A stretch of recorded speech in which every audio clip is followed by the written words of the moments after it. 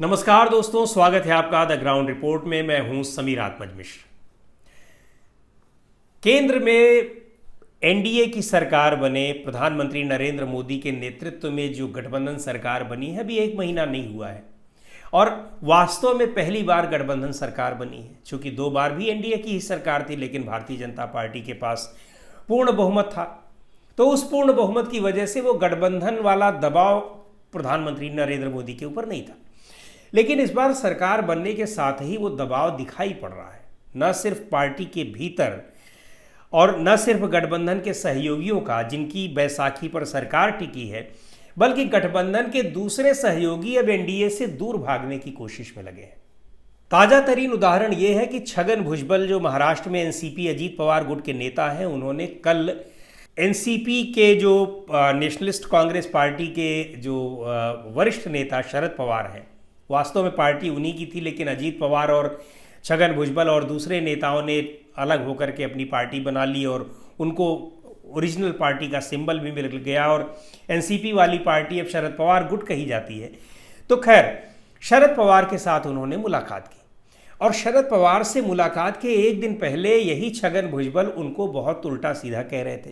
किस संदर्भ में कह रहे थे? महाराष्ट्र में इस समय मराठा और जो आरक्षण का मुद्दा ओबीसी के बीच में चल रहा है, तो दोनों के बीच इतना टकराव बढ़ गया है कि छगन भुजबल खुद ही कह रहे हैं कि लोग मराठा और ओबीसी एक दूसरे के यहाँ जाना नहीं पसंद कर रहे हैं, एक दूसरे की दुकानों से सामान खरीदना नहीं पसंद कर रहे हैं। यानी समाज के भीतर मराठा और ओबीसी के बीच में इस तरह का विद्वेष फैल गया है। उस सिलसिले में इन्होंने, चूंकि एक कभी ऑल पार्टी मीटिंग बुलाई गई थी महाराष्ट्र में, उसमें विपक्ष का कोई नेता नहीं गया, उसको लेकर के उन्होंने शरद पवार पर निशाना साधा कि वो समाज में बिखराव पैदा करने की कोशिश कर रहे हैं। तो ये बहुत बड़ा आरोप उनके ऊपर था। लेकिन अगले ही दिन यानी कल सोमवार को छगन भुजबल ने मुंबई में मुलाकात की शरद पवार से। इस मुलाकात के लिए उनको काफ़ी देर तक इंतज़ार भी करना पड़ा, लेकिन उन्होंने मुलाकात की। मुलाकात के दौरान क्या बातें हुई क्या नहीं, ये तो पता नहीं चला है। लेकिन ये साफ है कि अब वहाँ एनडीए के साथ जो शिवसेना को तोड़ करके एकनाथ शिंदे के साथ जो भी नेता गए, या फिर एनसीपी को तोड़ करके अजीत पवार के साथ जो लोग गए, अब वो कुलबुला रहे हैं। वो अब बेचैन हो रहे हैं कि कैसे वो इस गठबंधन से बाहर निकले। कारण साफ है कि जहां पर पिछले बार बढ़िया संख्या में उनके पास लोकसभा के चुनाव में सांसद थे, इस बार केवल 17 सीटें एनडीए गठबंधन को मिली हैं। 30 सीटें जो है वो महाविकास अघाड़ी यानी इंडिया गठबंधन को मिली हैं। उन 30 सीटों में भी कांग्रेस पार्टी को, जो पिछली बार 1 सीट उसके पास थी, इस बार 13 सीटें उसने पाई हैं।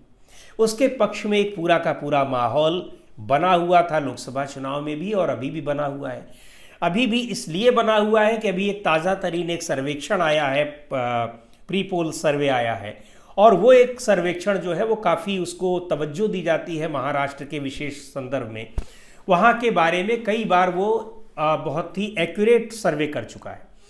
उस सर्वे ने ये बताया है कि अगर आज चुनाव होते हैं आज की स्थिति में, तो महाराष्ट्र में जो महाविकास अघाड़ी है यानी जो इंडिया गठबंधन है, कांग्रेस पार्टी के नेतृत्व में एनसीपी शरद पवार और उद्धव ठाकरे वाला शिवसेना के साथ का जो गठबंधन है, उसको 48.7% वोट मिलने की संभावना है अगर आज चुनाव होते हैं।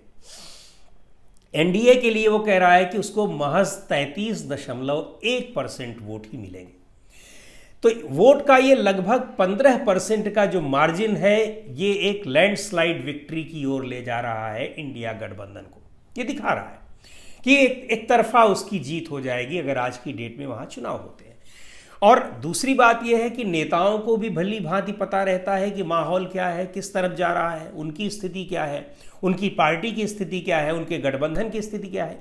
तो अब इंडिया गठबंधन के साथ, चूंकि पहले इन लोगों की पार्टी यानी शिवसेना और एनसीपी, जिससे टूटकर इन लोगों ने पार्टी बनाई, अलग पार्टी बनाई और भारतीय जनता पार्टी के साथ आकर के सरकार बना ली। उसके पहले ये महाविकास अघाड़ी की ही सरकार थी, उद्धव ठाकरे उसके नेता थे, मुख्यमंत्री थे।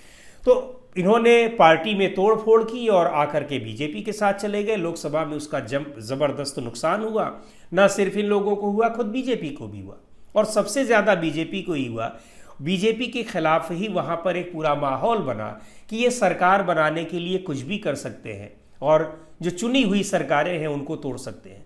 तो ये पूरा का पूरा माहौल उसमें बना और उसका नुकसान लोकसभा चुनाव में दिखाई पड़ा। अब स्थिति ये है कि जो लोग वहाँ गए थे उनको लोकसभा चुनाव के बाद चूंकि महाराष्ट्र से ज़्यादा सीटें नहीं आई हैं तो केंद्रीय मंत्रिमंडल में भी उनको वो प्रतिनिधित्व नहीं मिल पाया है। अब उनको कोई फायदा तो दिखाई नहीं पड़ रहा है, इसलिए अब उनकी और आने वाले चुनाव में महाराष्ट्र में इसी साल विधानसभा चुनाव होने हैं। तो विधानसभा चुनाव को देखते हुए जहां पर महाविकास अघाड़ी की स्थिति मजबूत है वो एन केन प्रकारेण फिर से उधर जाने की कोशिश कर रहे हैं। एक महत्वपूर्ण बात और आपको बताएं, उद्धव ठाकरे उनकी शिवसेना को तोड़ करके एकनाथ शिंदे के गुट के लोग गए हैं। तो उद्धव ठाकरे ने तो साफ कह दिया है कि जो लोग शिवसेना को तोड़ करके गए हैं उनके लिए शिवसेना में अब दरवाजे हमारे यहाँ बंद हो गए हैं। लेकिन शरद पवार ने इस तरह की कोई बात नहीं कही है और उन्होंने एक ये संकेत भी दिया है कि अगर कोई हमसे जो टूट करके अलग होकर के लोग गए थे अगर वो आना चाहेंगे तो इस परिवार में उनका फिर से स्वागत है। तो ये स्थितियां दिखा रही हैं कि अब एनडीए में टूट की स्थिति, बिखराव की स्थिति बड़ी तेजी से बढ़ रही है और जो मुख्य बैसाखी जिनकी बल पर टिकी हुई है एनडीए सरकार भारतीय जनता पार्टी के नेतृत्व वाली, यानी तेलुगु देशम पार्टी और जनता दल यूनाइटेड बिहार की, वो दो पार्टियां लगातार बार्गेन कर रही हैं और सरकार के ऊपर तमाम फायदे लेने के लिए दबाव डाल रही हैं। फायदे का मतलब कि अपने राज्यों के लिए, चूंकि टीडीपी की आंध्र प्रदेश में सरकार है और जनता दल यूनाइटेड के नेतृत्व में एनडीए की सरकार बिहार में है। तो इन परिस्थितियों को देखते हुए अब चूंकि महाराष्ट्र में चुनाव की स्थिति को देखते हुए कि एनडीए की पोजीशन मजबूत नहीं रहने वाली है तो अब वहाँ एनडीए में बड़ी तेजी से बिखराव की स्थिति दिखाई पड़ रही है। अभी छगन भुजबल की शरद पवार से मुलाकात हो रही है, आने वाले दिनों में और लोगों की भी मुलाकात हो सकती है और ये देखना है कि अब ये मुलाकातों का दौर कहाँ तक जाता है और जब तक महाराष्ट्र में विधानसभा के चुनाव आते हैं तब तक स्थिति गठबंधन की क्या होती है। दूसरी ओर भारतीय जनता पार्टी के भीतर जो एक अंतर्द्वंद मचा हुआ है, महाभारत मची हुई है सरकार और संगठन को लेकर के कि चुनाव हारने की जिम्मेदारी किसकी है, किसकी वजह से हारा गया है, इसको लेकर के भी बहुत लंबी बहस चल रही है। प्रदेश कार्यकारिणी की मीटिंग में खुले तौर पर एक दूसरे के ऊपर आरोप प्रत्यारोप हुए, उसकी जानकारी हमने, उसकी चर्चा कल के वीडियो में हमने की थी और इसके बाद भी लगातार उसमें ये चीज़ें आगे बढ़ती जा रही हैं। एक एमएलसी हैं, उन्होंने सरकार के ऊपर अब आरोप लगाया है कि जो अटेंडेंस, जो शिक्षकों की अटेंडेंस लगाने की जो एक बाध्यता तय कर दी गई है सरकार की ओर से, उसका नुकसान हो रहा है। तो ये सरकार में हार की समीक्षा को लेकर के जो सरकार और संगठन के बीच ये द्वंद्व चल रहा है, ये भी किसी नतीजे पर अभी पहुंचता हुआ दिखाई नहीं पड़ रहा है। लेकिन ये साफ दिखाई पड़ रहा है कि चुनाव में हार के बाद भारतीय जनता पार्टी के भीतर भी उथल पुथल मची हुई है और एनडीए के गठबंधन, एनडीए के जो घटक दल हैं उनके भीतर भी एक बेचैनी है, उथल पुथल की स्थिति है। उनको लग रहा है कि अब एनडीए में बने रहने का फायदा क्या है और इन सब के बीच इसकी आशंका भी लगातार जताई जा रही है कि कभी भी इन परिस्थितियों में मध्यावधि चुनाव भी हो सकते हैं। तो आगे देखना है कि क्या होता है, लेकिन महाराष्ट्र में स्थितियां बड़ी तेजी से बदलने की पूरी उम्मीद है, पूरी तरह से स्पष्ट तौर पर वो चीज़ दिखाई पड़ रही है, इसलिए क्योंकि आने वाले दिनों में वहाँ विधानसभा के चुनाव होने वाले हैं। तो आज के इस वीडियो में इतना ही। अगले वीडियो में फिर मिलेंगे एक नए विषय के साथ, एक नए मुद्दे के साथ। द ग्राउंड रिपोर्ट के यूट्यूब चैनल को आपने अब तक सब्सक्राइब ना किया हो तो ज़रूर कर लें। हमारे वीडियोस को लाइक करें, शेयर करें और अपने सुझाव भी हमें ज़रूर भेजें।